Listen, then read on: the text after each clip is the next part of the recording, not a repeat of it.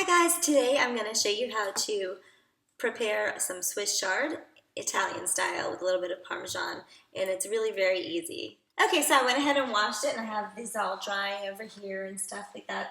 They're really big and beautiful. I'm so excited. You can see, oops, my skirt. You can see how colorful these are. These are the rainbow Swiss chard, and we're just going to cut this celery stalk all the way to the point, just kind of following along on that line. 1, 2, 3, 4, 5, 6, 7, 8, 9, 10. Boom. And same thing on the other side. Really quick. Okay, so I just take these leaves and kind of roll it up any which way you want to. You can go the long ways will make them more bite-sized pizzas. I mean, not pizzas. Oh my God, more bite-sized pieces. What do I have on my brain? Pizza. Ooh la la. I get in the kitchen and all of a sudden I'm making pizza. I could eat pizza every day, but I'm learning not to. It's not as good for me. So that's that. And then this part here, just cut just like you would the celery. I always take the end piece and throw it away. And then for this part here, just like you would the celery, kind of, or how I would normally cut celery. If it's wide like this particular one, you could split it in the middle, and then it'll have a little bit easier bite-sized pieces. And what I'll do is I'll start with this part here in the saute pan, and let them soften up and stuff a little bit more before I add the actual leaves.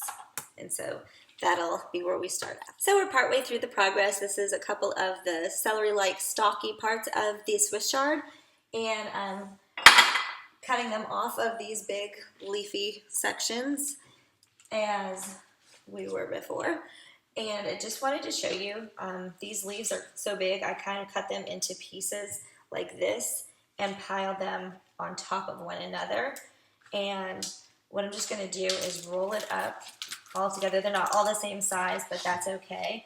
And so you have just sort of a log or a roll of the Swiss chard, and you can cut through it really pretty fast and easy. So I just wanted to point out that even though it seems like, because they're so big, that it's a big task, but they're going to saute down to be smaller also, so it's really easy to go ahead and make a really healthy salad. So some of the stalks can be a little kind of icky on the ends, and so I just kind of hold it like this and just sort of saw it off really quick edge like that. And so again, this is one of the other pieces, and this part's a little kind of raggedy, so I'm just gonna slice that part off. And this part here, I left some of the greens on by accident, and I'm probably just gonna cut that part off because we have all of this. I don't really need that part. And since it's so thick, I'm actually gonna slice it down the middle, and then I'm gonna go ahead and slice it this way. And on down and add it to our bowl of these beautiful stalks. It's like a beautiful fan, isn't it? La, they could use these for double duty probably. So just one more time to show how kind of fast and easy these are splitting, and just taking it at the top of that root and slicing right down that stalk. Bam! And then doing it again on that side, and voila. I'm then going to just take these bigger leaves, roll them up together, and then I'll do the stalk afterwards, but it's just a simple roll, and then slice. It makes nice, manageable pieces, and then we'll saute those all together.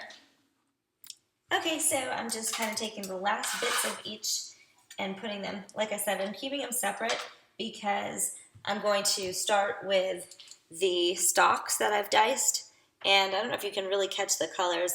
This is the rainbow Swiss chard, and they're just gorgeous. It's been so much fun actually just working with them.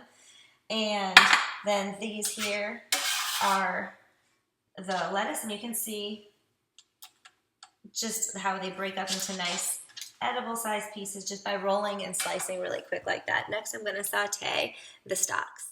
By the way, I found these little scrapers that I've been using to scoop up and put at sur la table which I've taken a couple of cooking classes there for fun a while back and enjoyed it. The next thing I'm going to do is just put some garlic and oil in the pan. With this particular garlic thing I have, you don't even have to like peel it and unroll it. You just stick it in there and then press down. I don't want that in there. And then you just scrape it off. Then you take this one out and do it again with the other ones.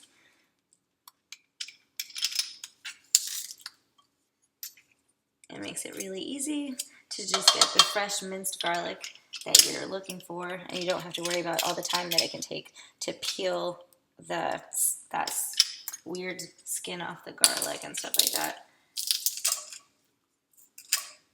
Oh, that's a good one. Okay, so that's that. I'm going to take a little bit of olive oil. I got this awesome container for the olive oil, and I haven't put the balsamic vinegar in, but there's actually, where the grape is inside, has its own spout for the balsamic vinegar. We were at a restaurant when we were down at the beach house. It called Cuvée. Whoops, wrong side. And the restaurant was called Cuvée, and they had these on all the tables, and so I wound up getting one to take home too. So I'm going to get this on. I'm putting it on medium heat, so I'll let this just kind of heat up for a second, and then I'll add those stalks, which I'm so in love with. They are so pretty. Yay.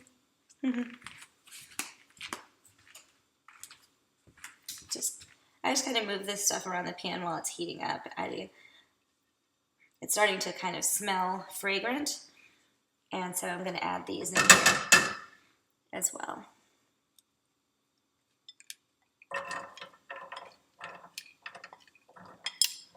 And what I'll do is just kind of stir them around and saute them for a couple of minutes, like maybe 5 or 10 minutes. And once I feel like they're tender enough, I'll go ahead and add the leaves. And so I'm just going to let this do what it does for a few minutes, and then I will show you at what point we're adding the leaves. Whoops. Okay, so I'm going to go ahead and taste it. Oh, it's hot, hot, hot. They're exactly the right place where we want to add the Swiss chard. Now, I've got a lot of Swiss chard here, so it's going to look a little like too much. But it'll go ahead and sort of wilt, and then I can stir it a little more easily once that starts. So you can see I'm just kind of, as it's beginning to wilt on the bottom, flip that part over and get the tops towards the bottom. And it's not as poofy. I did, however, have this container left because those were so big. Big, fun Swiss chard. Yay!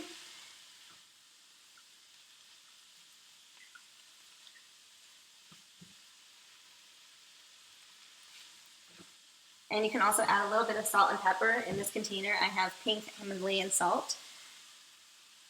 This is a very pink, summery rainbow dish. And so I'm just going to let this go for about another 30 seconds, and then I'm going to eat it. Well, actually, I think that's a lie. I forgot about the Parmesan cheese. Let me go ahead and add some of that.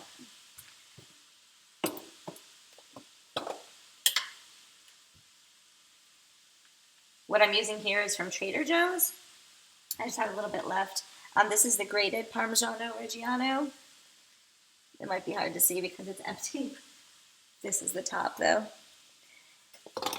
And shut that off.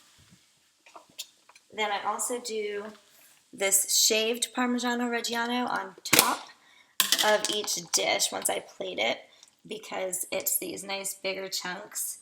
I don't know if you can really get a good look, but kind of. But they are nice for the presentation on top. Another thing that you can do is add, what I have in this container is nutritional yeast, which has a lot of the B vitamins and stuff like that that I know I have trouble getting all of. So you can sprinkle a little bit of this as well and get yourself some extra B vitamins. And here's to you eating low carb and healthy, getting whole foods instead of stuff in a package. If you like this video, give it a thumbs up and subscribe to my channel. If you have any tips, comments, or suggestions, I would love to hear them. Thanks, bye.